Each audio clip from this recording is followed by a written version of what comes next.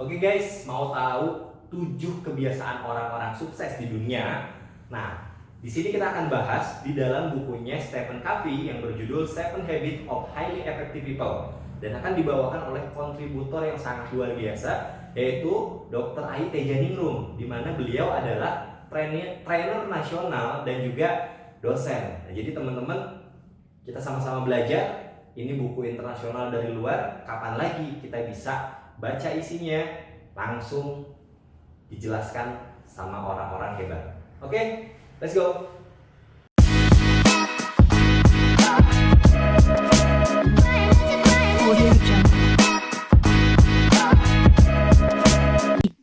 Ada orang ketika disuruh menghitung 2 kali 3, 2-nya 3 kali, hanya sepersekian menit dia paham. Oh, begitu dikasih soal 10 dia mampu menyelesaikannya dengan baik.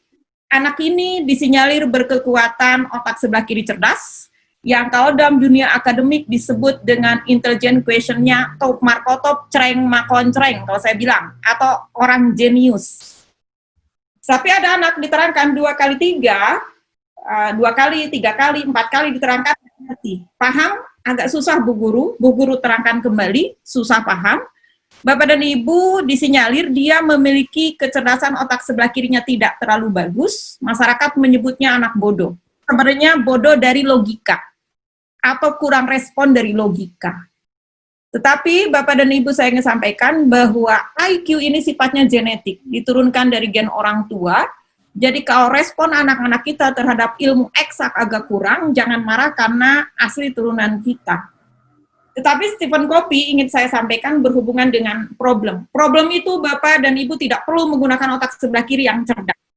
Karena kalau problem berhubungan dengan otak sebelah kiri, biasanya problem yang berhubungan dengan ilmu eksak. Memperbaiki pesawat terbang, memperbaiki mesin, membuat komputer, semua harus pakai logik. Ya. Tetapi studi 20-30 tahun kemudian, boleh Bapak dan Ibu ingat-ingat, teman Anda di SD, SMP, SMA, bahkan perguruan tinggi, jago matematik, jago fisika, jago kimia, 15-20 tahun kemudian kehidupannya biasa-biasa saja, kalah oleh orang yang dulu sebenarnya tidak terlalu pintar.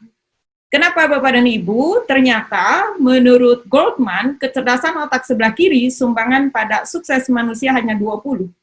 Tetapi pada otak sebelah kanan, sumbangannya mencapai 80, dan Stephen Covey banyak membahas soal otak sebelah kanan. Mari kita lihat. Terutama berhubungan dengan problem, karena tadi habit yang pertama adalah jadilah Anda proaktif.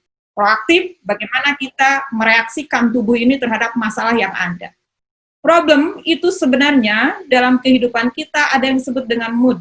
Saya lihat Mas Abel hari ini pakai kacamata hitam, karena dia merasa jadi ganteng. Dan itu tidak perlu kita diskusikan. Karena merasa ganteng, merasa senang, merasa bahagia, kesel, bete, marah, itu adalah hak pribadi masing-masing. Dan itu unik pada setiap manusia.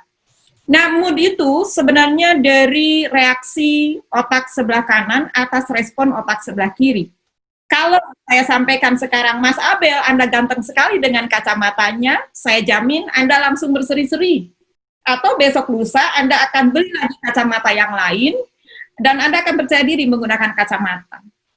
Kenapa? Karena respon otak sebelah kiri menyatakan pujian itu sesuai dengan keinginan Anda, sesuai dengan harapan Anda, Bapak dan Ibu, maka saat itu otak sebelah kanan akan memproduksi sebuah hormon yang namanya dopamin. Nah, yang sekarang banyak dipakai oleh artis-artis. Hormon dopamin, hormon serotonin, oksitosin, dan endorfin, yang tugas pertama hormon tersebut memperlancar sirkulasi darah, mata jadi berbinar-binar, pipi jadi cereng, rambut jadi mengkilat, dan hebatnya, kerasa di dadanya senang, gembira, dan bahagia. Tapi ada orang, kenapa Bapak dan Ibu ketika bangun tidur jam 4 pagi, misalkan Anda seorang karyawan, tiba-tiba ada miss call dari bos Anda 5, 6, 7 kali. Kenapa jantung kita deg-degan? Atau Anda mahasiswa, nilai Anda dapat D, jantung Anda deg-degan. Atau Anda besok mau ujian, nggak bisa tidur semalaman. Atau ada yang menghina, ada yang merendahkan kita, itu problem dalam kehidupan kita. Kita nggak bisa tidur, perasaan lebih tidak nyaman, dan lain sebagainya. Jadi Bapak dan Ibu, ketika ada sesuatu yang tidak sesuai dengan keinginan dan harapan Anda, misalkan Nah, ini Stephen Covey menjelaskan, misalkan Anda tidak dapat bonus, Anda tidak dapat uang, atau Anda bisnis Anda hancur, maka saat itu kenapa kita ada perasaan tidak nyaman? Karena otak sebelah kiri akan menyatakan bahwa kejadian itu tidak sesuai dengan harapan, maka saat itu otak sebelah kanan akan menyuruh tubuh memproduksi sebuah hormon yang disebut dengan adrenal. Dan hormon ini akan melepas zat yang disebut norepinefrin dan epinefrin. Fungsi pertama zat ini, jantung Anda jadi deg-degan, nafas tersengal-sengal, kepala pusing. Maka kalau Anda terlalu sering dikit-dikit bete, dikit-dikit kesel, dikit-dikit marah, dikit-dikit kecewa, dikit-dikit tidak nyaman. Para pebisnis, kedelai naik pusing, jalanan macet pusing, di rumah pusing, di kantor pusing. Terlalu sering kita mengadopsi hormon bernama norepinefrin dan epinefrin, di usia muda Anda akan terserang penyakit namanya mata menyebabkan dilatasi pupil atau struk mata, matanya agak melihat ke bawah. Kelenjar air mata dengan peningkatan sekresi, kalau Anda keluar air mata tidak sedang sedih, tidak sedang kelilipan, sebenarnya saat itu Anda sedang stres, ada pikiran yang Anda tidak sukai, ada kejadian yang menurut otak sebelah kiri Anda, kejadian ini ada sesuatu yang menakutkan dalam tubuh kita. Berikutnya sistem pernapasan, problem dalam hidup akan menyerang sistem pernapasan kita. Karena norepinefrin dan epinefrin dia akan menyerang sistem pernapasan sehingga dilatasi bronkiolus, peningkatan pernapasan bagi mereka yang punya bronkitis. Ketika Anda punya problem, maka bronkitisnya akan terserang. Nah, kasusnya mahasiswa punya penyakit bronkitis bukan karena dingin, bukan karena makanan, tapi tiba-tiba ada informasi nilai Anda C, atau Anda dikasih nilai tidak baik oleh sekeliling, dijatakan hal yang negatif, atau ada ibu-ibu tenang, damai, lagi berjemur di depan, minum kopi, tiba-tiba ada temannya lewat, Jeng, aku lihat suamimu di mall dengan perempuan berambut panjang, ada yang langsung tiba-tiba asmanya kambuh. Bukan makanan, bukan lingkungan, tapi karena pikiran. Stephen Covey membahas ke arah sini, bagaimana Anda beradaptasi tubuh ini menghadapi problem. Kedua, sistem kardiovaskular, maka jantung pun akan naik. Usia 40-50 tahun, maka penyakit darah tinggi muncul, sistem gastrointestinal, lambung, dan usus, mah. Banyak anak-anak yang mah bukan karena problem, karena pikiran. Ya, ibu-ibu banyak yang mah bukan karena kedongdong, bukan apa, karena pikiran. Berikutnya, hati, peningkatan pemecahan cadangan karbohidrat dalam bentuk glikogen, gliconeoglosis, dan peningkatan kerja gluconeogenesis, penurunan sintesa glikogen sehingga gula dalam darah pun akan naik. Dan berikutnya sistem kemih, mencret. Anda yang dulu pernah sidang, mau S1, mau S2, semalaman mencret. Padahal Anda biasa-biasa saja, karena reaksi dari otak sebelah kiri Anda ketakutan akan kejadian besok. Relaksasi Stinger, kelenjar keringat, peningkatan sekresi, dan yang paling menakutkan, teman yang saya hormati, 70-80% penyakit fisik manusia dari pikiran. Sehingga Stephen Covey menjelaskan tahap pertama adalah bagaimana Anda beradaptasi dengan ketidaknyamanan, supaya Anda menjadi habit. Contoh sangat sederhana. Kalau Anda karyawan, di kantor Anda selalu mencari-cari keadilan.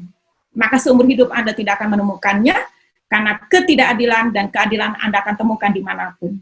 Yang paling hebat adalah bagaimana tubuh ini bereaksi dengan ketidakadilan. Karena begitu kebijakan itu tidak adil bagi kita, yakin dan percaya tidak adil bagi yang lain. Mungkin saat itu tidak adil bagi Anda, Tuhan menyuruh Anda untuk bersabar, yang lain bersyukur. Tapi satu ketika, kebijakan itu mungkin adil bagi Anda happy, tetapi pasti ada yang tidak happy bagi orang lain. Anda tidak perlu pusing-pusing, tetapi yang paling hebat manusia adalah manusia yang beradaptasi dengan ketidakadilan. Penjelasan dari Stephen Covey adalah seperti ini, Bapak dan Ibu, saya lihatkan. Ya. Yang pertama, dia menjelaskan bagaimana kita menjadi manusia proaktif. Dalam hidup banyak sekali problem.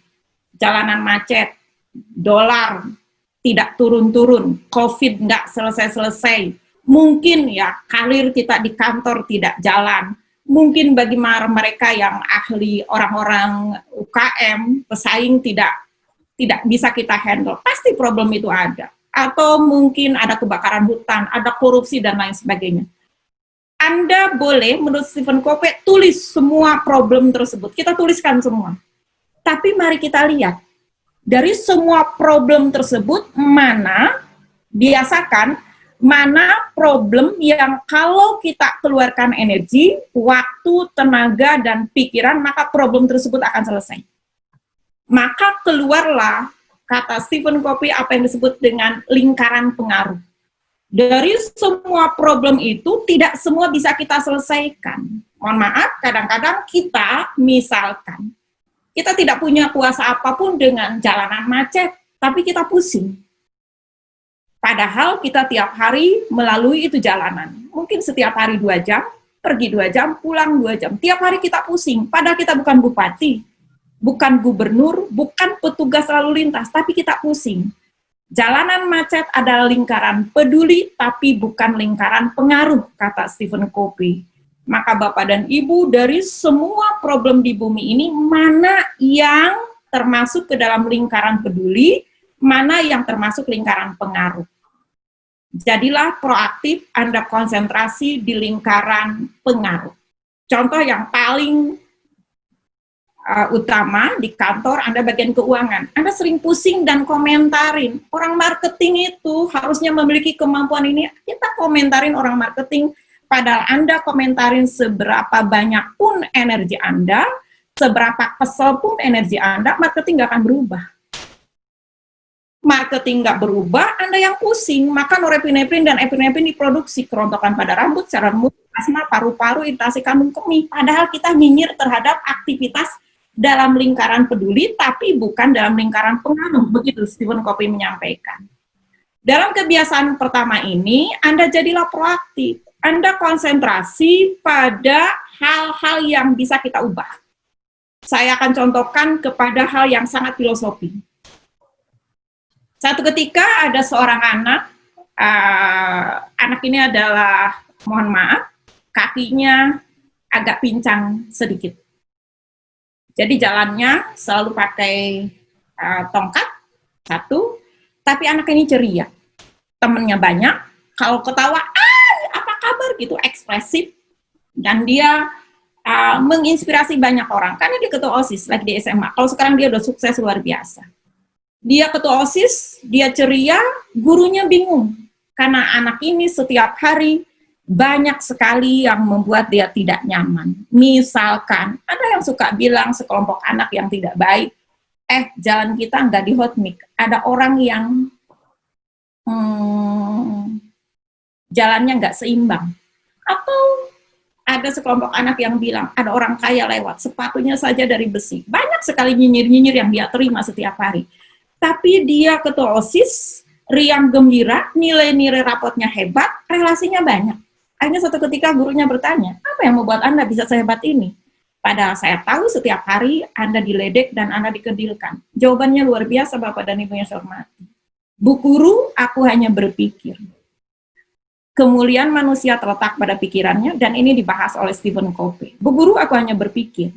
Dulu ketika Tuhan melahirkan aku ke bumi, dengan sebuah kata ketidaksempurnaan, aku yakin dan aku percaya misi utama Tuhan melahirkan aku dengan ketidaksempurnaan supaya orang-orang yang lahir dengan kata sempurna belajar bersyukur ketika melihat aku. Kedua, Bu Guru, kalau aku diledek oleh mereka, aku ambil sepatu, aku tonjok mereka, atau aku ambil batu, aku lempar mereka. Pertanyaannya, kalau umurku 50 tahun, kalau umurku 60 tahun, berarti tugasku ke bumi hanya melempar sepatu, melempar batu kepada orang-orang yang mengkedilkan aku. Kapan aku memberi makna dan manfaat bagi diriku, makna dan manfaat bagi orang tuaku yang melahirkan aku, dan tentunya bagi misi yang diembankan oleh Tuhan dalam kehidupanku. Bapak dan Ibu, sakit dan tidak sakit, hati ini tergantung pikiran kita. Kalau kita izinkan sakit, ya sakit. Tapi kalau kita tidak izinkan sakit, tidak sakit. Stephen Covey menyampaikan, Anda jangan terpengaruh pada lingkaran peduli, bekerjalah pada lingkaran pengaruh Anda. Dia bilang, kakiku tidak bisa aku perbaiki. Tapi aku tahu, Tuhan memberkahi kehidupanku jauh lebih banyak. Aku sehat, aku punya orang tua, aku lahir dari keluarga baik-baik, dan aku punya masa depan. Disitulah yang bisa aku ubah. Bapak dan Ibu, menurut Stephen Covey, dalam hidup jangan konsentrasi pada lingkaran peduli, jalanan macet kita peduli, tapi tidak perlu kita pikirkan. Apalagi dengan membunyikan klakson bertubi-tubi, apalagi dengan uring-uringan. Karena tubuh saat itu memproduksi norepinefrin dan epinefrin, tubuh Anda akan sakit. Kalau kita lagi bete, lagi kesel, teman yang saya cintai, otak sebelah kiri ini tidak ada cahaya untuk menyelesaikan kehidupan dengan baik. Lingkaran pengaruh dan lingkaran peduli. Semakin Anda bekerja pada lingkaran pengaruh, maka kekuatan Anda itu akan semakin luas. Saya lihatkan lagi, barangkali ini bisa Bapak dan Ibu cermati dengan baik. Satu ketika ada pasangan suami istri, sudah menikah 5 tahun, laki-lakinya ganteng, CEO sebuah korporasi, istrinya juga cantik, dia sekretaris sebuah perusahaan multinasional, tapi Bapak dan Ibu harus percaya bahwa setiap manusia dengan rencana Tuhannya. Mereka menikah 5 tahun, tetapi sepanjang pernikahan mereka diperankan oleh Tuhan tidak memiliki keturunan. Dia berdoa banyak, dia berobat ke sana, ke sini, dan lain sebagainya. Tapi satu ketika 5 tahun kemudian, istrinya hamil. Bapak dan Ibu, apa yang terjadi? Ketika lahirlah anak yang bersifat idiot. Idiot itu kalau dibilang IQ-nya kurang lebih 25. Dia tidak bisa melakukan aktivitas sederhana, sekedar makan, mandi, atau berpakaian. Dia hanya bisa tidur, semua aktivitas tergantung pada orang di sekelilingnya. Bapak dan Ibu, kalau kita pikirkan, sering kali kita mengatakan betapa menderitanya kita. Dan itu wajar, batas-batas kemanusiaan, tapi jangan terlalu dibawa. Mari kita balik lagi kepada jalan awal. Orang tua ini, awal mungkin seperti manusia yang lain, agak naik. Tapi seiring dengan waktu, luar biasa. Mereka dikasih PR, dikasih ujian sama Tuhan, tapi hebatnya dia menyelesaikan kertas ujian tersebut, dia tidak merobek-robeknya. Dia tetap menikah bersama, dan dia bangga dengan anaknya. Kadang-kadang dia bawa ke kantor. Kadang-kadang dia bawa ke mall. Ada yang bertanya, apa yang Bapak bisa seperti ini? Tidak semua orang mendapatkan kemampuan untuk proaktif seperti ini. Jawabannya luar biasa, Bapak dan Ibu yang saya hormati. Moga-moga menginspirasi atas problem yang kita miliki. Dia cuma bilang begini, aku cuma menghalusinasi diri ini.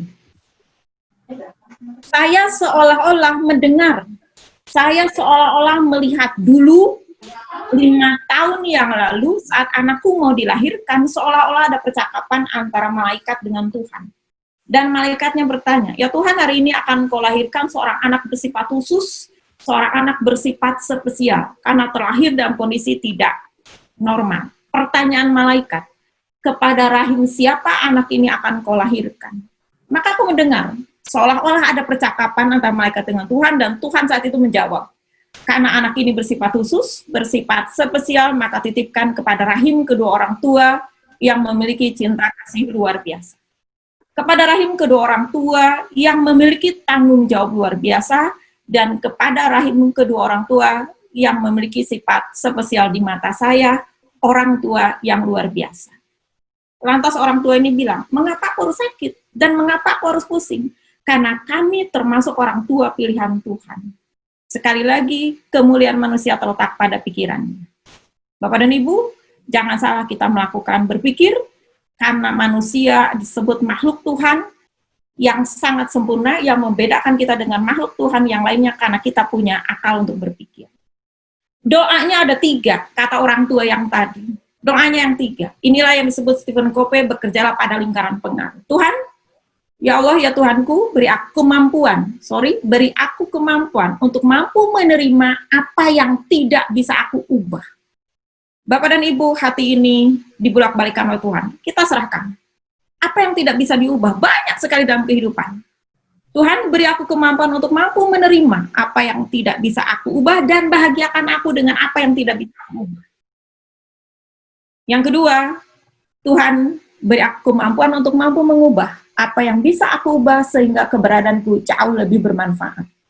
Anak terlahir dalam kondisi cacat tidak bisa aku ubah. Itu lingkaran peduli, tapi bukan lingkaran pengaruh, kata Stephen Covey. Doa yang kedua, Tuhan beri aku kemampuan untuk mampu mengubah apa yang bisa aku ubah. Omongannya ada begini, aku dikasih luar biasa oleh Tuhan. Rezeki yang banyak, dikasih power yang tinggi, secara fisik aku sehat, aku dikasih kekuasaan yang banyak, duit yang banyak, dan aku tahu di sekelilingku banyak anak-anak yatim, banyak orang tua yang tak seberuntung aku, disitulah yang aku bisa aku ubah. Dan doa yang ketiga, Tuhan beri aku kemampuan untuk mampu membedakan mana yang bisa diubah dan mana yang tidak bisa diubah. Sekali lagi, Bapak dan Ibu, bekerjalah pada lingkaran peduli kita. Bekerjalah pada lingkaran pengaruh Anda, bukan lingkaran peduli.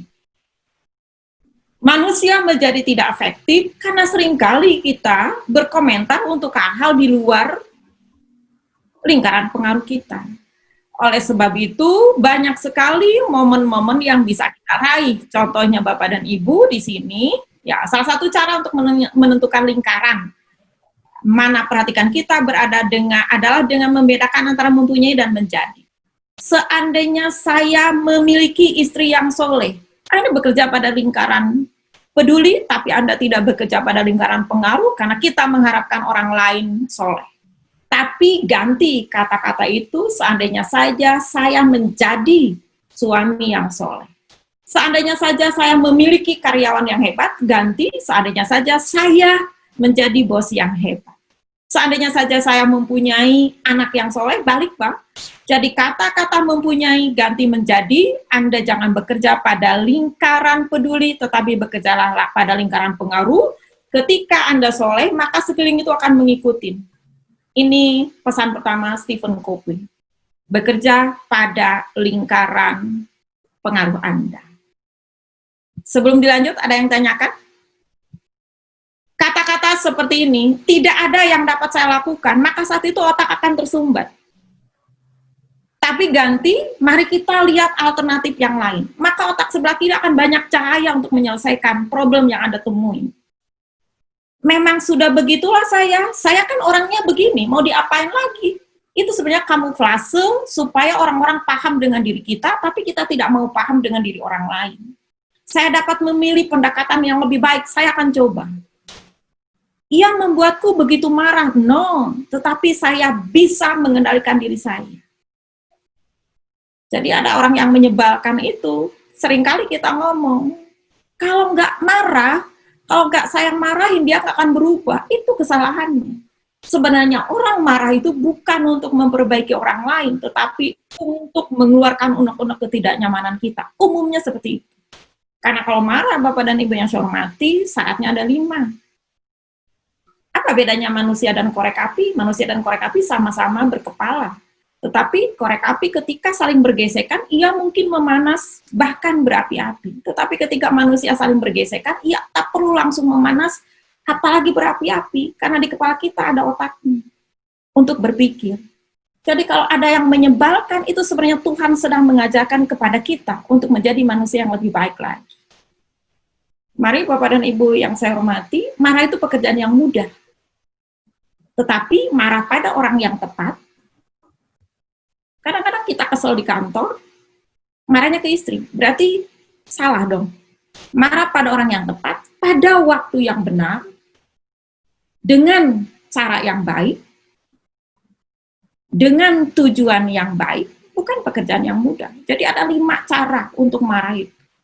Kalau Rasulullah, mohon maaf, non-muslim menyesuaikan, ketika mau marah, katanya ketika Anda berdiri, maka duduk. Kalau Anda mau marah. Tetapi ketika duduk, Anda berbaring, saking tidak terlalu banyak manfaat dari marah. Marah itu boleh, kalau kita yakin dengan marah, masalah bisa selesai. Atau boleh kita lihat, mereka tidak akan mengizinkan itu. Mereka tidak akan mengizinkan itu, Bu, nggak usah dilakukan. Coba kamuflase otak kita, saya dapat memberikan presentasi yang saya percaya akan lebih baik dan bisa mengubah orang lain. Saya terpaksa melakukan itu, tapi saya ganti, saya merespon aktivitas itu dengan baik. Kata-kata bahasa reaktif dan ini bahasa proaktif. Selalu Stephen Covey sampaikan, kebiasaan pertama, Bapak dan Ibu bekerja pada lingkaran pengaruh dan selalu berpikir positif. Oke, problem sebenarnya begini, Bapak dan Ibu yang saya hormati, problem itu kalau saya boleh sepakat, boleh tidak sepakat. karena mungkin saya sudah 54 tahun. Jadi kadang-kadang suka pakai ilmu bahasa Sundanya nyep-nyep. Nyep-nyep itu apa ya? Dianalisa apa maksud Tuhan. Apa yang diinginkan Tuhan dari kegiatan ini. Nanti ada kebiasaan ketiga dari Stephen Covey, yaitu adalah selalu bersandar kepada tujuan akhir kemana kita akan pulang. Nyambung dengan kebiasaan yang pertama, ada bersifat proaktif. Jadi, maksud Tuhan adalah apa? Contohnya ya, Pak. Contohnya Bapak dan Ibu yang saya hormati, kegiatan proaktif yang sering kita temuin sehari-hari. Kita lagi mengantor, kita lagi bekerja, Anda leader misalkan. Tiba-tiba ada karyawan Anda datang dan mengerjakan pekerjaan tidak sesuai dengan harapan. Kalau kita reaktif, dan kita melihat bahwa pekerjaan bawahan ini tidak sesuai dengan keinginan Anda, biasanya ada perasaan tidak baik. Begitu perasaan tidak baik dalam hati, kesel, maka biasanya Bapak dan Ibu yang muncul dari mulut kita ada kata-kata yang tidak mengenakan. Mungkin ya, kayak gini aja nggak bisa. Bapak kan sudah begini-begini. Itu orang reaktif. Tapi orang proaktif, begitu kerjaan bawahan tidak sesuai dengan harapan, Bapak ada proses yang namanya penyadaran. Mungkin perlu sepersekian menit, perlu sepersekian detik. Boleh kita sugesti diri sendiri dengan pernyataan-pernyataan proaktif pada otak kita. Misalkan, mungkin instruksi saya yang kurang baik. Satu. Yang kedua, mungkin dia sedang capek. Yang ketiga, ya udah, dia juga sama-sama dengan saya lagi mencari makan di kantor ini. Toh salah laporan pun tidak akan membuat kantor begitu luar biasa, akhirnya hancur dan lain sebagainya. Saya percaya begitu ada kata-kata proaktif yang kita keluarkan dari pikiran kita, maka perasaan akan lebih tenang. Ketika perasaan lebih tenang, karena tadi ada bahasa proaktif, itu norepinefrin dan epinefrin yang tadi beratnya 80 ketika reaktif, itu akan berkurang, mungkin sekitar 20 atau 30 sisanya. Dan cenderung mulut kita, kalau hati kita lebih nyaman, yang disampaikan ada jauh lebih menenangkan dan jauh lebih membahagiakan. Setiap hari kita harus belajar untuk ke arah sana, menggunakan kata-kata proaktif.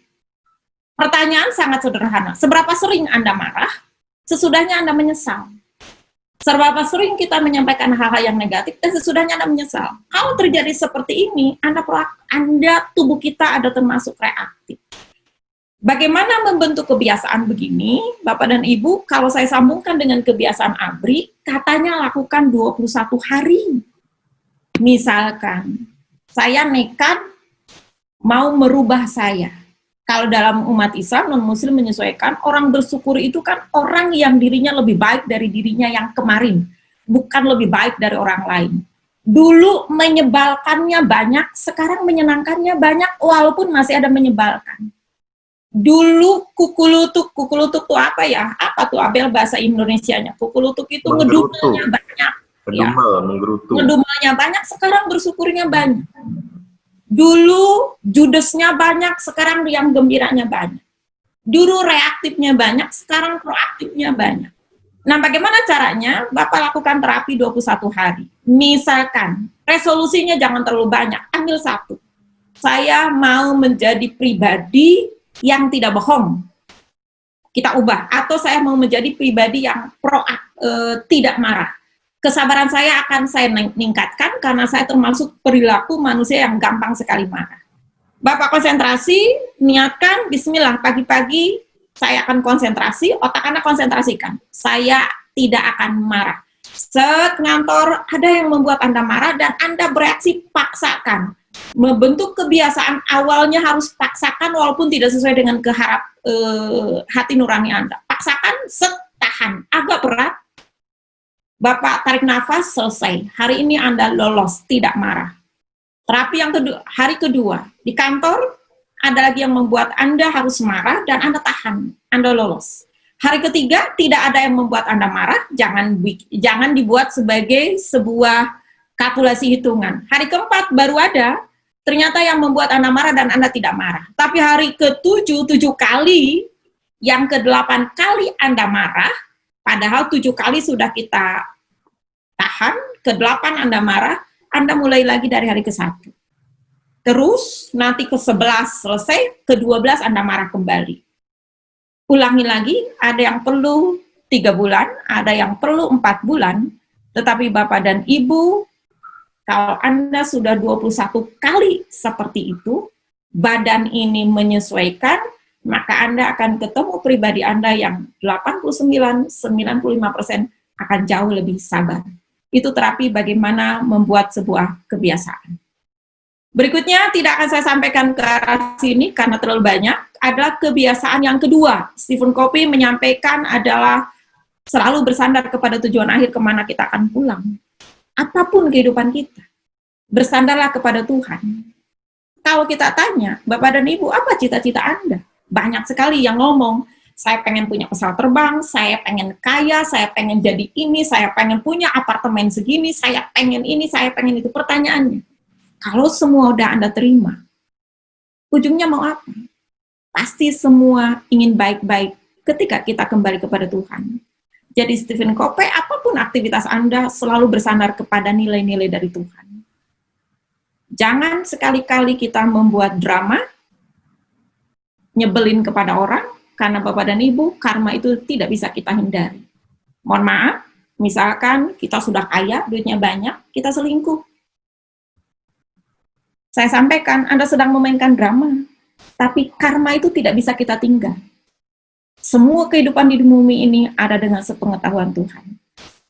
Kalau dalam kebiasaan yang kedua ini, saya selalu sampaikan dalam bahasa saya adalah, Bapak dan Ibu, kebaikan adalah sebuah investasi. Apapun aktivitas kita, baik-baiklah terhadap manusia, karena itu yang disukai oleh Tuhan.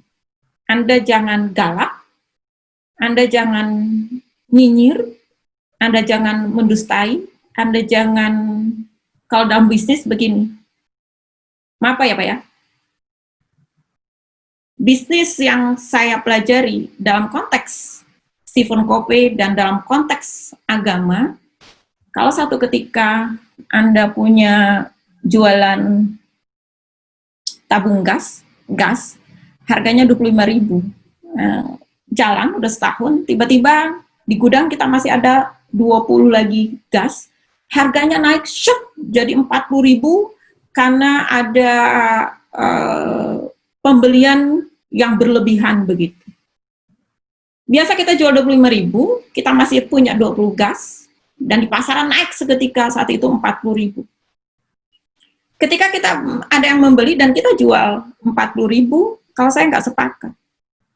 Karena Anda saat itu sedang menggunakan ilmu kapitalis. Mungkin secara rupiah Anda untung. Tetapi kalau Bapak dan Ibu yang saya hormati, karena kita belinya 22.000 dan kita jual 40.000, tidak 40.000, saya percaya satu ketika Anda akan dapat berkah dari Tuhan.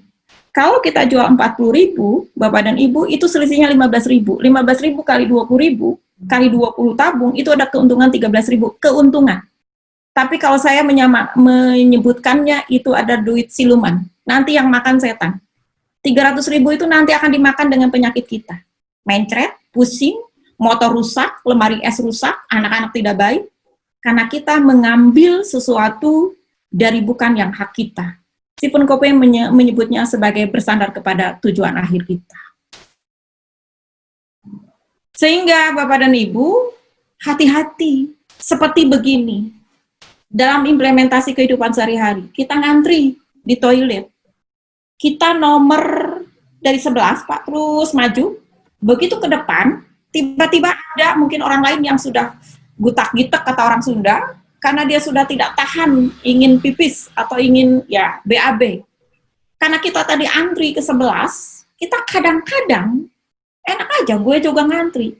Padahal Bapak dan Ibu, saat itu Tuhan sedang memberi kesempatan ke dalam kehidupan kita untuk melakukan kebaikan. Tetapi seringkali kita eksekusi tidak. Kalau saya nyep-nyep pikiran, apa maksud Tuhan? Kita sudah capek, di 11 tiba-tiba ada yang seperti ini. Kalau Anda lakukan, menurut Stephen Covey, Anda sudah melakukan habit yang kedua, bersandar kepada tujuan akhir kemana kita akan pulang. Kita silakan, Pak. Saat itu Anda sedang memberi kemudahan bagi orang lain, yakin, percaya, satu ketika Tuhan pun akan mempermudah kehidupan kita. Kemudahan itu mungkin Tuhan kasih bagi kita, tapi Tuhan Maha tahu.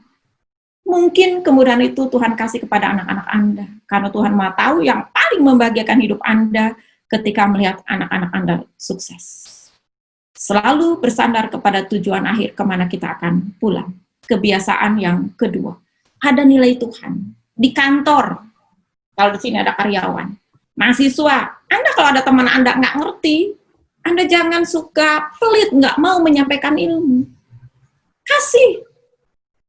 Jangan seolah-olah adalah itu transaksi yang nanti teman Anda jadi pinter, terus Anda akan mengalami kerugian. Jadi ketika ada teman Anda minta untuk dijelaskan, sebenarnya saat itu Tuhan sedang memberi kesempatan ke dalam kehidupan Anda untuk melakukan kebaikan. Eksekusi. Apalagi ada quote seperti ini. Kalau Anda baik sama orang baik, nilai Anda itu 5. Tapi baik sama orang menyebalkan, nilai Anda 9. Baik sama orang menyebalkan itu agak susah, karena hadiahnya surga. Kalau hadiahnya kipas angin pasti gampang. Tapi kalau menyebalkan sama orang menyebalkan, nilai kita -3. Apalagi kita menyebalkan sama orang baik, nilai kita -9.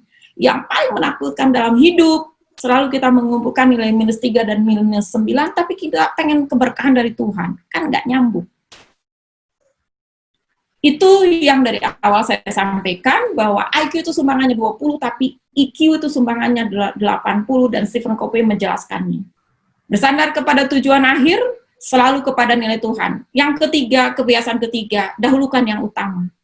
Apa dahulukan yang utama? Bapak dan Ibu, bahwa dalam hidup itu adalah banyak sekali aktivitas. Ada kewajiban Anda sebagai kepala keluarga, hidup itu harus seimbang, karena kita sedang berjalan di atas trotoar, yang mungkin trotoarnya penuh dengan es batu. Kalau Anda lari cepat, Anda akan jatuh.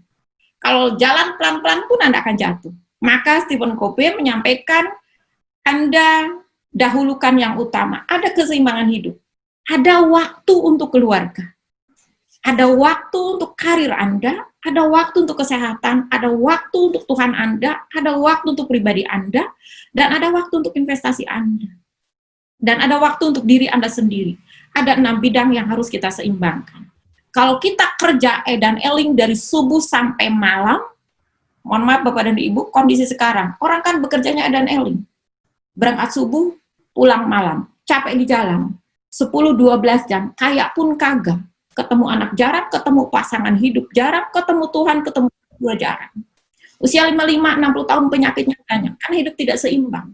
Beda dengan orang tua kita, bangun tidur jam 4 pagi, mendoakan anak-anaknya, memasak makanan untuk anak-anaknya. Orang tua kita itu bekerja dari jam 7 pagi sampai setengah 12. Tidak dibantu teknologi, tidak dibantu handphone, tidak dibantu mesin. Orang tua kita hanya bekerja 4 jam, 5 jam, tapi rumahnya luas, pekarangannya luas, sawahnya luas, lebih hebat.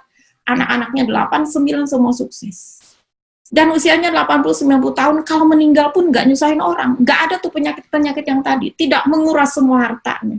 Dan kemungkinan besar mungkin husnul khotimah. Ada yang beda. Yang paling utama perbedaannya, karena kita tidak seimbang dalam hidup. Menurut Stephen Covey, Anda harus seimbangkan.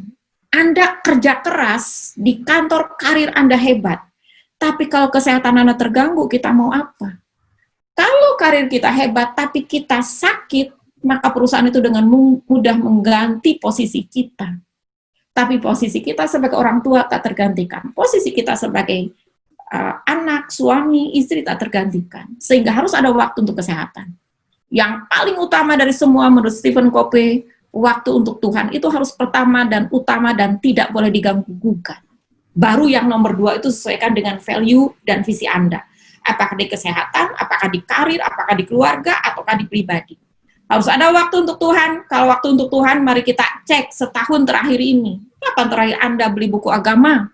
365 hari. Hari ini adalah tanggal 18 Juli 2020, 18 Juli 2019 sampai dengan 18 Juli 2020. Setahun terakhir 365 hari. Kapan terakhir Anda beli buku agama? Kapan terakhir kita ngajak orang lain untuk menjalankan perintah Tuhan? Kapan terakhir kita memohon ampunan kepada Tuhan? Kapan terakhir kita ngobrol berdua dengan pasangan hidup Anda soal agama yang kita yakini? Karena Bapak dan Ibu studi menunjukkan, biasanya suami istri yang diobrolkan cabai mahal, nggak punya duit, anak mencret, tapi ngomongin soal perintah Tuhan, Kadang-kadang kita lupa, padahal pernikahan terindah adalah ketika engkau dan dia saling menguatkan dalam ketakwaan kepada Tuhan. Kapan terakhir kita baca Al-Quran atau kitab suci? Silakan Anda cek. Semakin banyak tidaknya, semakin kering kita secara spiritual. Karena menurut Stephen Covey, yang utama adalah Tuhan. Tapi bukan berarti Bapak dan Ibu di kantor setiap hari Anda baca Yasin. Lagi rapat, mohon maaf saya baca Quran. Lagi ini, mohon maaf saya begini. Enggak. Karena ilmu agama itu harus kita terapkan.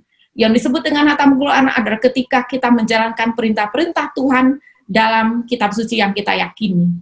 Jadi ada waktu untuk Tuhan, ada waktu untuk kesehatan. Kapan terakhir kita olahraga setahun terakhir ini? Waktu pribadi, kapan terakhir kita melakukan aktivitas yang berhubungan dengan hobi Anda? Kapan terakhir kita pribadi? Begini Pak, sering-seringlah Anda berteman dengan teman yang sering tertawa.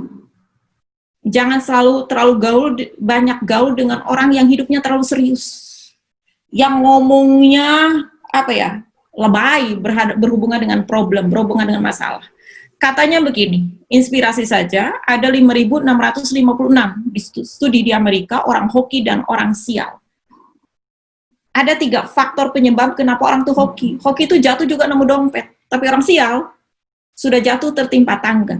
Termasuk orang sial itu orang yang dengan mudah jatuh cinta, padahal kita sudah punya istri. Abang makin ganteng, transfer 5 juta, transfer 3 juta, itu orang sial. Karena feel Anda tidak dilindungi oleh Tuhan. Jadi mari kita lihat, orang hoki itu mungkin kuliahnya biasa-biasa, tapi 15 tahun kemudian, 20 tahun kemudian sukses. Saya lapar, tiba-tiba ada yang nggak makan mie goreng misalkan di kantor, dan mie goreng itu kesukaan, itu kan namanya hoki. Anda ngantor dari pagi sampai sore, kerja begitu. Kalau siapa, begitu jam 11 Anda capek, Anda minum kopi, nyeduh pop mie, baru 5 menit bosnya lewat.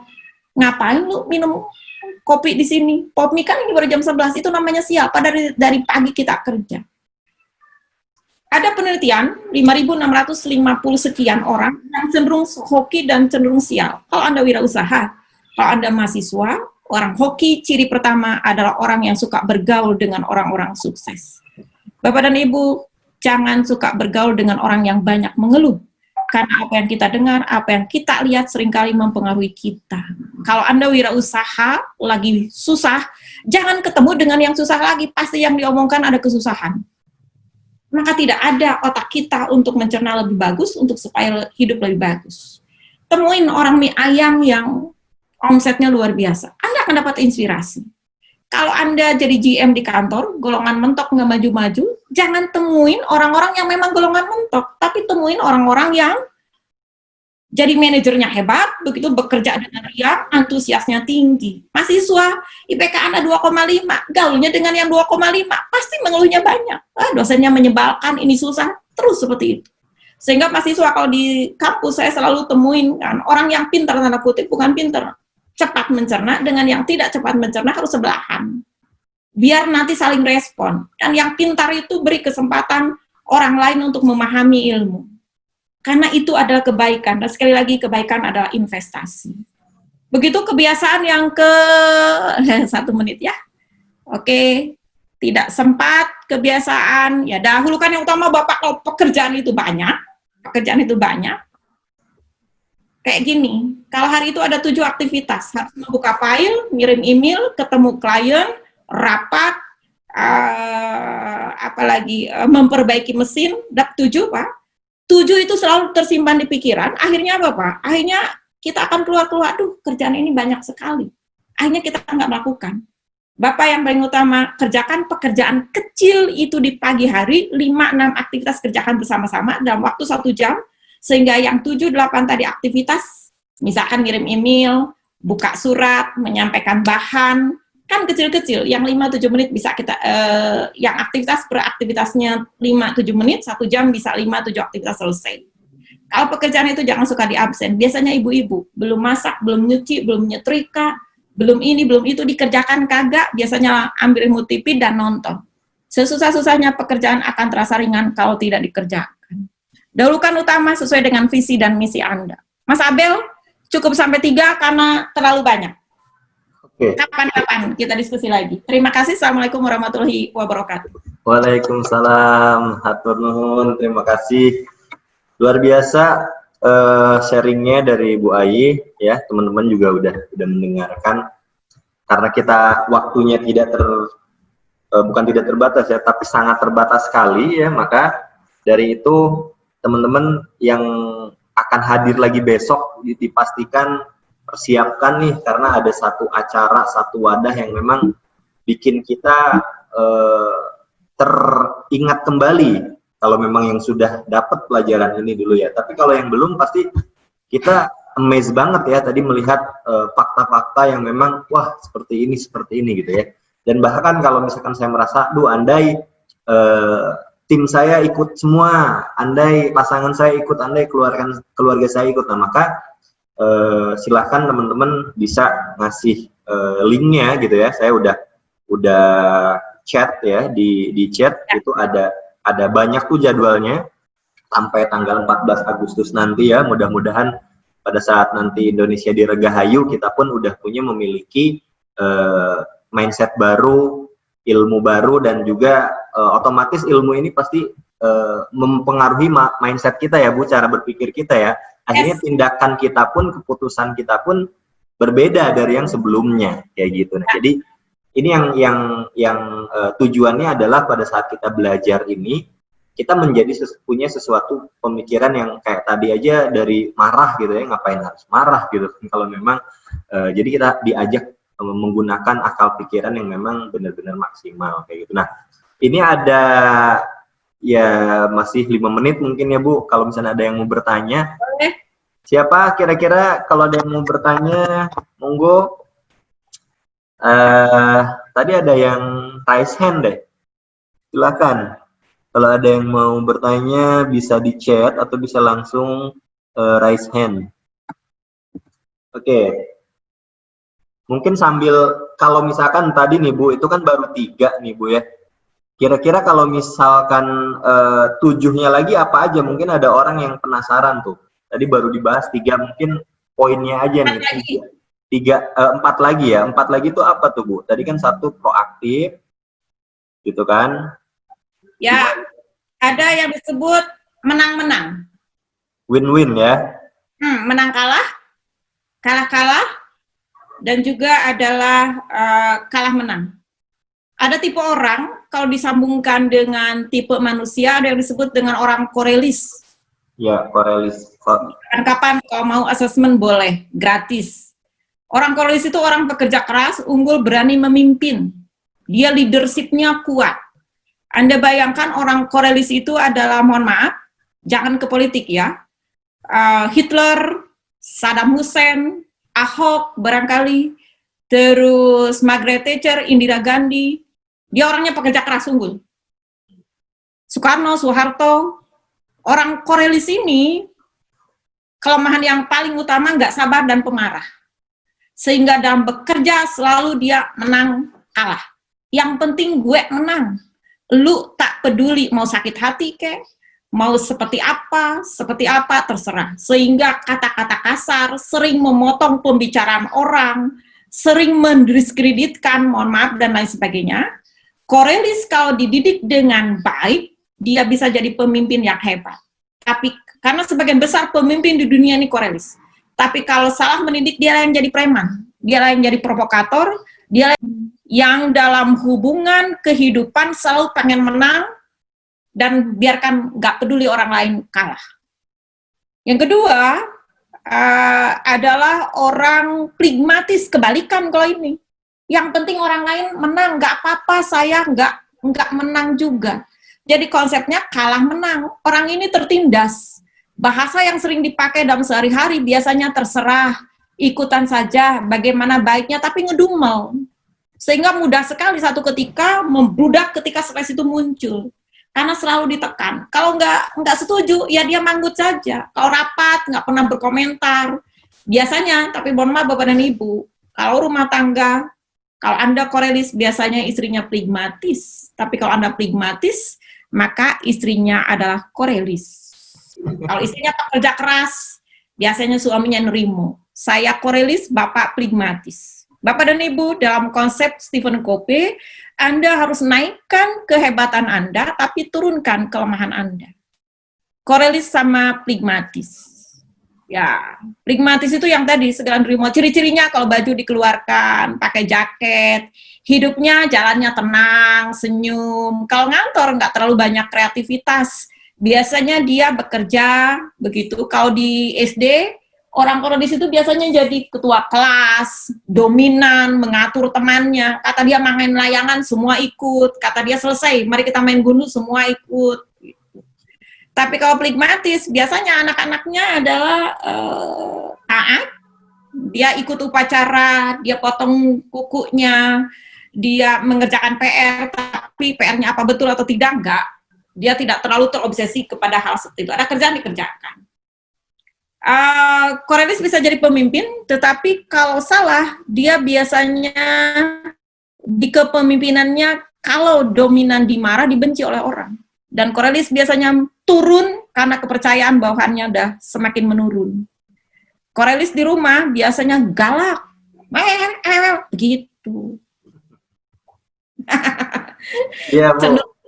Cenderung dia adalah menang kalah. Hati-hati ya bapak-bapak dan ibu-ibu yang di sini yang Anda bersifat Korelis, hati-hati terhadap istri Anda, hati-hati terhadap suami Anda. Apalagi ibu-ibu, karena surga Anda ada di suami. Ya, jatuh cinta pakai penglihatan, tetapi Bapak dan Ibu jatuh cinta butuh waktu beberapa detik, tetapi membuktikannya perlu waktu seumur hidup Anda. Sedikit, Ibu-ibu, surga Anda di suami. Jangan galak-galak. Non-Muslim menyesuaikan. Sedikit, saya bukan Mamah Dede. Kapan Anda menyiapkan teh panas untuk suami Anda? Karena menyiapkan 1 gelas minum itu sama dengan Anda sholat sunat 100 rakaat. Perempuan Muslim itu sholatlah Anda, puasalah Anda di bulan Ramadan, dan setialah sama suamimu, maka pintu surga terbuka untukmu. Ini saya cerita sedikit, sambil nunggu waktu. Jadi, saya Korelis, Bapak pragmatis. Tapi saya Korelis yang bergabung dengan sanguin, senang bercerita, begitu, senang ngomong, senang ngebodor. Ini dalam rangka menyenangkan suami, karena katanya suami yang baik itu yang bisa membahagiakan suami, istri yang baik yang bisa membahagiakan suami. Jadi satu ketika suami ini pengen masuk ke SPBU di Cileunyi gitu, Bel, dan SPBU ini Bapak ngisi bensin dan Bapak ngomong, "Mah kayaknya enak ya kalau punya SPBU." Namanya Korelis kan sering sombong dan ngomong gampang. Jadi saya mengerti, dan saya bilang, gampang, istrimu itu orang hebat, duitnya banyak, nanti aku kasih ke SPBU, begitu kan, kalau orang Korelis ngomongnya. Nah, satu ketika akhirnya saya ngajar ke Bogor, dijemput sama Bapak, pulang di puncak itu ada SPBU besar sekali. Dengan gaya, saya duduk di sebelah Bapak, saya buka pintu mobil, dan saya bilang ke tukang SPBU, full tank, dengan gaya bahasa komunikasi nonverbalnya yang kelihatan sombong. Full tank, isi. Nah, sudah diisi full tank, saya nanya, berapa, 700.000. Nih, set, bayar 700.000. Terus saya nanya, tahu nggak ini SPBU punya siapa? Dia kan hormat, karena ngelihat kita bayarannya 700.000. Ini kepujian Haji Tatang, Bu. Kamu tahu Haji Tatang orang mana? Terang, Bu, orang Cianjur. Pernah ketemu? Belum sama Haji Tatang. Tacan, Bu. Saya dengan pede, badan dikebelakangkan sedikit, dan saya tunjuk suami saya, inilah Haji Tatang. Orang SPBU langsung muter tuh, Bu. Mendekati suami dan bilang, "Assalamualaikum Pak Haji. Damang, namanya petepang sareng Pak Haji." Singkat cerita, pulang, dan saya bilang, "Sekarang Anda sudah punya SPBU." Itulah Korelis, Bu. Kalau Bapak ya diem aja. Tuh, kayak gitu ya, ngasih. Nah, kalau pragmatis, kehebatannya pragmatis itu adalah dia damai, tenang, tetapi kelemahannya, nyari duitnya biasa-biasa, begitu Pak. Enggak pekerja keras. Siapa pragmatis? Pragmatis mungkin jadi pemimpin, jangan masuk politik ya, pragmatis itu contoh. Pragmatis bisa jadi pemimpin, bukan sekuat seperti Korelis karena prestasi Soekarno-Soeharto. Pragmatis biasanya jadi pemimpin karena kebaikan, karena orang menganggap dia baik. Dan berikutnya karena Korelisnya saingannya pensiun kalau di kantor, atau karena kebetulan situasi dan kondisi akhirnya mengantarkan. Bu, Seringkali itu untung tadi suaminya mau SPBU ya. Coba kalau mau yang lain. pragmatis itu tidak terlalu bergairah untuk kehidupan apa begitu. Cita-cita tidak terlalu tinggi. Kalau ditanya orang pragmatis mau apa? Ya gimana Tuhan mengatur kehidupan, bagaimana air mengalir saya ikutin. Tapi kalau Cornelis kan kuat, 5 tahun kemudian saya harus begini, 10 tahun kemudian saya harus begini. Dari gaya ngomongnya juga udah beda. Pokoknya itu bahasa yang sering dipakai oleh Cornelis. Biasanya suami istri Cornelis dan pragmatis kan begini. Ayah mau minum apa? Ayah mau makan apa? Jawabannya terserah. Mau dimasakkan soto, sop, ataukah gulai? Jawabannya biasanya terserah. Emang mama mau masak apa? Sekedar punya inisiatif apa, begitu pun agak susah.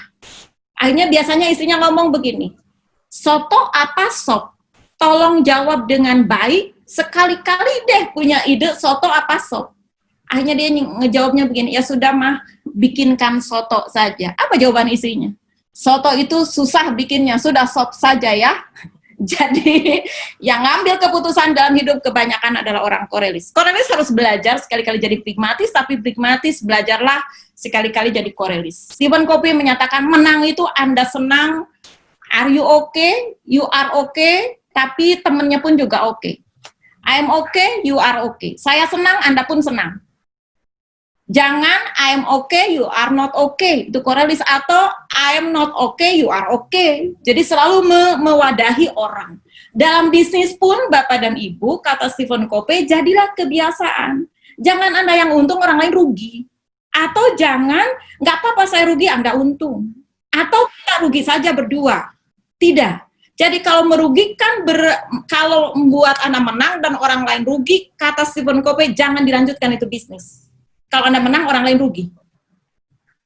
Kalau saya sambungkan dengan ilmu Islam, mohon maaf Bapak dan Ibu, tubuh kita ion positifnya 100, ion negatifnya 100. Kalau yang positif itu kita lempar 70, dia akan balik lagi ke tubuh kita karena tubuh perlu keseimbangan. Kalau kita lempar ion negatifnya 50, maka dia akan balik lagi ke tubuh kita karena tubuh perlu keseimbangan. Jadi saya percaya, orang yang sering stres itu karena dia sering ngetresin orang lain. Dalam hubungan kehidupannya, dia selalu pengen menang dan orang lain kalah. Jadi jangan salahkan kalau dikit-dikit Anda stres karena Anda sering ngetresin orang lain. Yang kalah-kalah pun tidak baik. Jadi selalu bertumbuhnya adalah menang-menang. Itu kebiasaan yang keempat. Sinergi ada keempat apa kelima. Sinergi berikutnya adalah bahwa teman yang saya hormati, apa ya, sinergi itu adalah saling bersama. Jadi kalau tadi kan kalau di awal bekerja pada lingkaran pengaruh, keseimbangan hidup, dahulukan yang utama, terus berikutnya adalah kepada nilai-nilai Tuhan, berikutnya ada kemenang-menang, itu kan lebih banyak ke pribadi. Sinergi itu lebih kepada korporasi. Jadi begini, apa yang disebut dengan sukses? Orang sukses adalah orang, sukses tidak diukur oleh seberapa banyak orang mengenal Anda, tapi sukses diukur oleh seberapa banyak orang bahagia telah mengenal Anda. Kalau kita sudah nyampe, kalau kita di bawah, pegawainya cuma 1, kita bisa membahagiakan, Anda sukses. Tetapi kalau kita sudah sinerginya ke atas, ribuan yang Anda bahagiakan, Anda jauh lebih sukses. Tapi kalau kita mendapatkan kondisi nyampe ke atas, jadi CEO dengan jalan yang tidak disukai oleh Tuhan, kata Stephen Covey, Anda tidak sukses. Singgung kiri, singgung kanan demi ke atas. Jauh lebih sukses yang di bawah, tetapi dengan cara-cara Tuhan. Sinergi itu ada dia maksudkan, begini, dokter yang praktek, cuma 2-3 pasien, dengan dokter yang sampai jam 2 pagi dia praktek karena pasiennya banyak, kata Stephen Covey, nomor ini adalah jauh lebih sukses. Karena sinerginya jauh lebih banyak. Menginspirasinya jauh lebih banyak. Sehingga kalau saya ke anak-anak di kantor, Anda harus punya duit yang banyak. Duit Anda itu harus banyak. Kenapa Bapak dan Ibu? Banyak sekali orang yang nggak mau kaya, karena di pikirannya begini, ya sudahlah nggak apa-apa, nggak kaya juga, yang penting sehat. Itu biasanya kamuflase dari pemalas. Otak Anda harus diisi, biarkan duitku banyak, yang penting sehat, dua-duanya harus diambil. Karena kalau kita sudah menyatakan ngapain jadi orang kaya, banyak orang kaya yang tidak bahagia, seumur-umur nggak akan kaya, karena kita sudah menolak. Maka ganti, memang banyak orang kaya yang tidak bahagia, tetapi jauh lebih banyak orang miskin yang tidak bahagia. Sejelek-jeleknya peran mending jadi orang kaya yang tidak bahagia, daripada jadi orang miskin yang tidak bahagia. Tapi rasanya keterlaluan kalau orang kaya tidak bahagia. Kalau orang miskin tidak bahagia, biasanya itu soulmate-nya. Uang itu adalah sumber masalah, Bu. Betul, kadang-kadang uang sumber masalah bagi mereka yang tidak tahu memanfaatkan uang. Tapi yang sangat mutlak dalam hidup, cuci otak kita. Nggak punya uang adalah akar dari semua masalah. Cinta itu tidak butuh duit, betul. Tapi cinta kita akan jauh lebih indah ketika Anda punya duit. Kalau Anda tinggal di Medan, ibu Anda di Solo, ibu Anda sakit. Kalau kita nggak punya duit, paling ngomongnya istirahat yang banyak, minum yang banyak, berdoa yang banyak. Tapi kalau kita punya duit, ibu Anda cukup 2 kali 2 jam, transfer duit yang banyak, ibu Anda sudah ada di rumah sakit hebat, VIP, di rumah sakit terhebat, di daerah tersebut, gara-gara duit. Uang bukan segala-galanya dalam kehidupan, betul, tapi segala sesuatu dalam kehidupan ini butuh uang.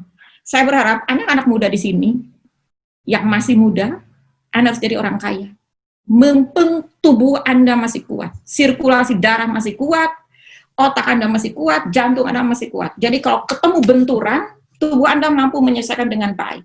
Tapi kalau sudah usia 50, 55 tahun, begitu, tubuh kita sudah terlalu banyak kotoran, tubuh kita fungsi tubuh, jantung, dan lain sudah berkurang banyak.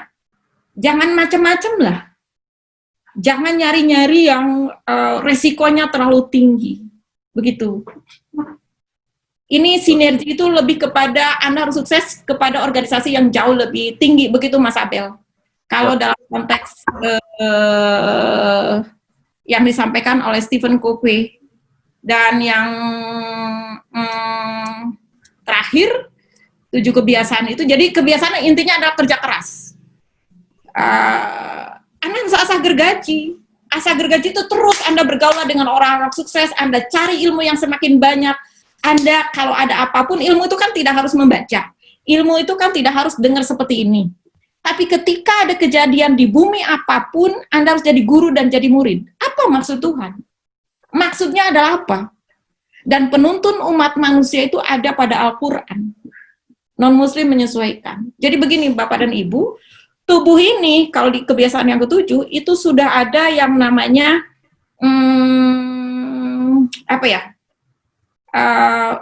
feeling, naluri.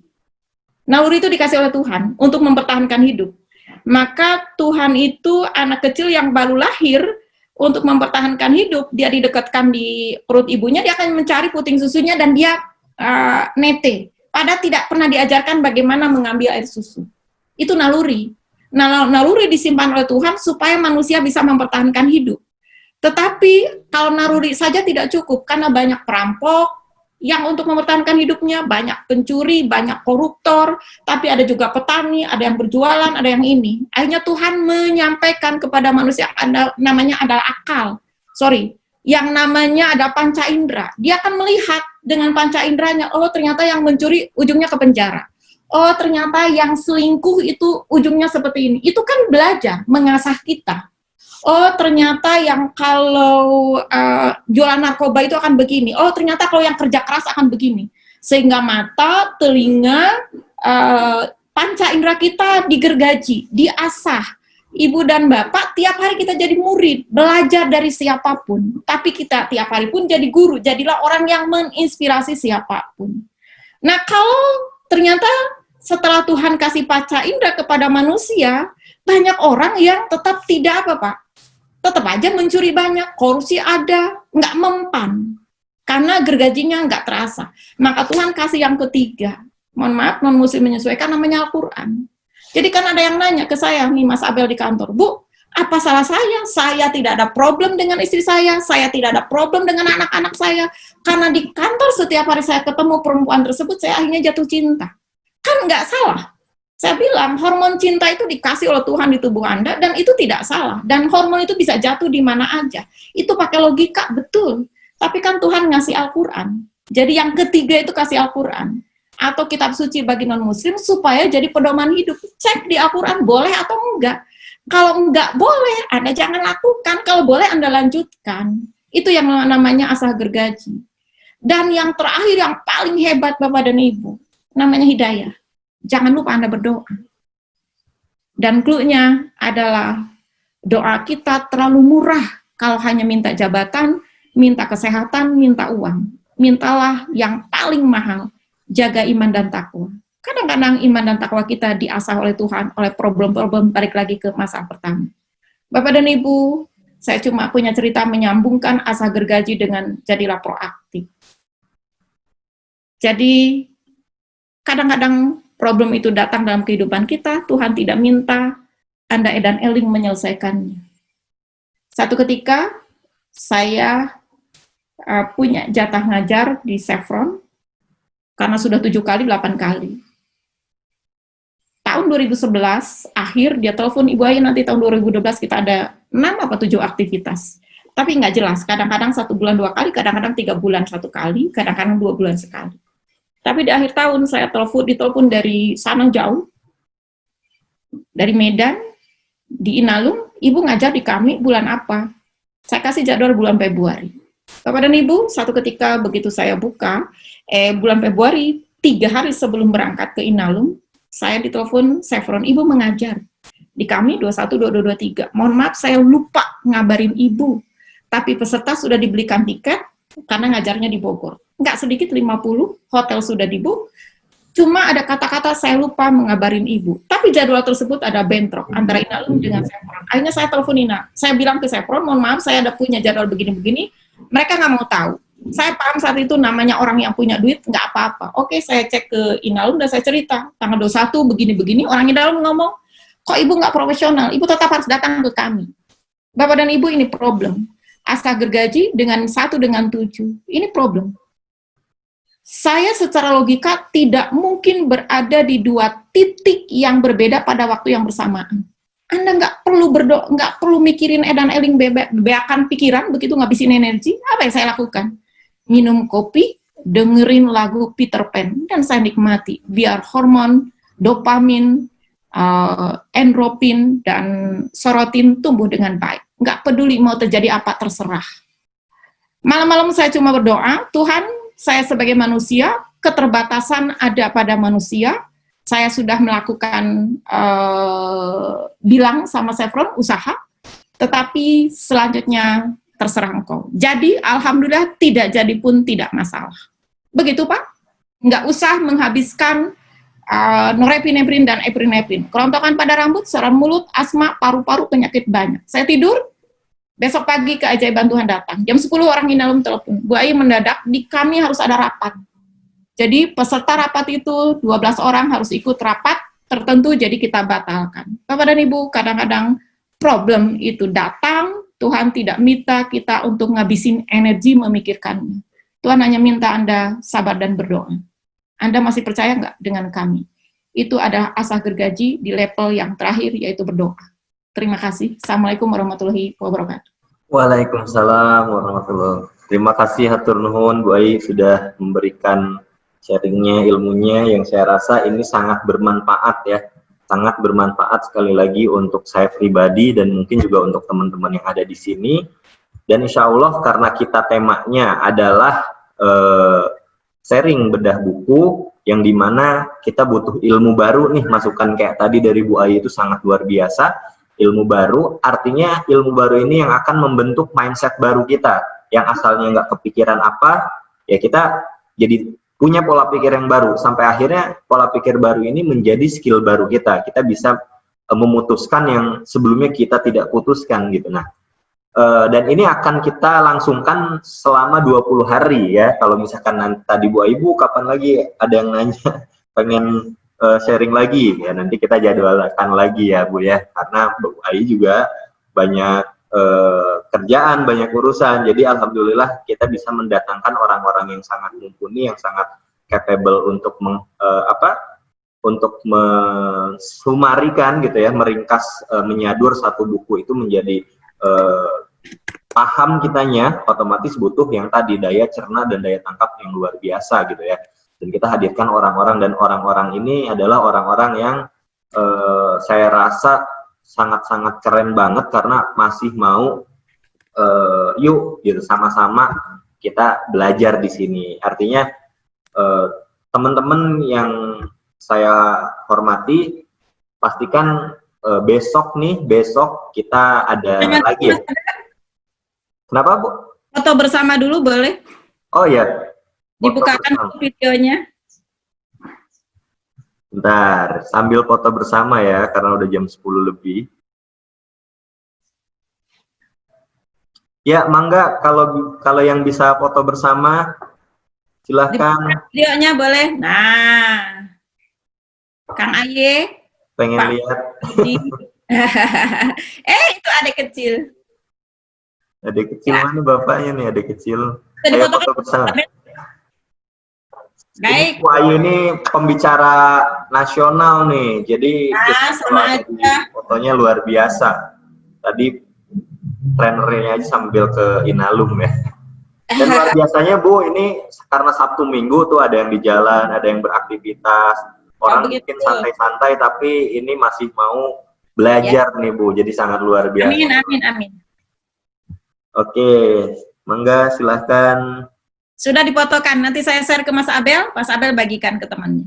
Siap, nih, ini juga di record ya, insya Allah nanti mungkin saya izin upload di YouTube ya Bu ya, biar jadi pahala amal jariah Bu buat teman-teman yang nggak bisa akhirnya hasil kita pun jadi bisa berubah gitu. Dan ini kita 20 hari nih, ada 20 dalam 30 hari sampai tanggal 14 nanti, itu kita ada pembelajaran terus dari jam 9 sampai jam 10. Jadi pastikan Bapak Ibu semua teman-teman itu di reminder ya, di handphonenya reminder bahwa setiap jam 9 sampai jam 10 akan ada acara bedah buku, dan jangan sampai terlewatkan karena ini orang-orang hebat semua gitu. Saya pun pengen hadir selalu tiap hari, makanya saya memutuskan untuk saya akan jadi host, akan jadi moderator karena ini luar biasa penting banget pembelajaran ini. Dan pastikan teman-teman ajak semua. Jadi sekali lagi hatur nuhun Ibu, saya tutup.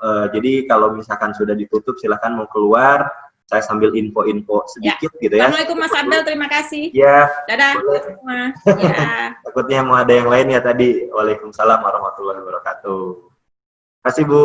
Ya, nah buat yang lain yang masih hadir, jangan lupa besok jam 9 masih ada materi seri bedah buku, yaitu adalah visual storytelling. Nah, visual storytelling ini yang saat ini sebenarnya kita juga penting ya kita butuhkan. Karena apa? Karena sekarang udah zaman digital, kita nggak bertemu. Nah, jadi mau nggak mau kita harus mempresentasikan visualisasi kita, entah itu personal branding, entah itu produk kita, entah itu usaha jasa kita dan lain-lain. Gimana caranya biar kena gitu, biar orang mau lihat, biar kalau misalkan ada di scrolling itu orang mau melihat berlama-lama dan memperhatikan. Nah, ini kita besok akan sharing dengan yang namanya Teh Rika Ekawati. Nah, itu ada IG-nya silahkan dicek, Rika Ekawati. Dia adalah food influencer, fotografer juga.